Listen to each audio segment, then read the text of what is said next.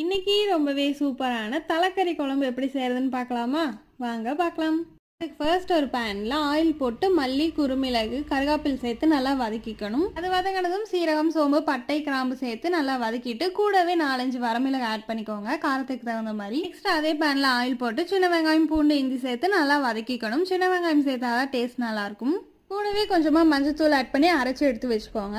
இன்னைக்கு 2 ஆட்டுத்தலை செய்யறதுனால ஒரு பெரிய குண்டாவாக எடுத்துட்டு அதில் ஆயில் போட்டு கடுகு நல்லா பொரிஞ்சதும் சின்ன வெங்காயம், கருவேப்பிலை, வரமிளகாய் சேர்த்து நல்லா வதக்கிக்கணும். கொஞ்சமாக வதங்கினதும் க்ளீன் பண்ணி வச்சிருக்க தலையை ஆட் பண்ணிக்கணும். நல்லா ஒரு மிக்ஸ் பண்ணி விட்டதும் அரைச்சி வச்சிருந்த பேஸ்ட் எடுத்து ஆட் பண்ணிக்கணும். அரைச்சி வச்சிருக்க பேஸ்ட் ஆட் பண்ணதும் கறியோட நல்லா கலந்து விட்டுட்டு குழம்பு எவ்வளோ தேவையோ அவ்வளோ தண்ணி ஆட் பண்ணிக்கோங்க. இப்போ இந்த ஸ்டேஜில் தேவையான அளவு உப்பு ஆட் பண்ணிக்கோங்க. உப்பு ஆட் பண்ணிட்டு செக் பண்ணி பார்த்துக்கோங்க உப்பு கரெக்டாக இருக்கான்னு. நம்ம நல்லா மூடி போட்டு வேக வச்சுக்கோங்க. கறி வந்ததும் சூப்பரான தலைக்கறி ரெடி ஆயிடுச்சு. இந்த வீடியோ பிடிச்சிருந்தா லைக் பண்ணி சப்ஸ்கிரைப் பண்ணி வச்சுக்கோங்க. பாய்.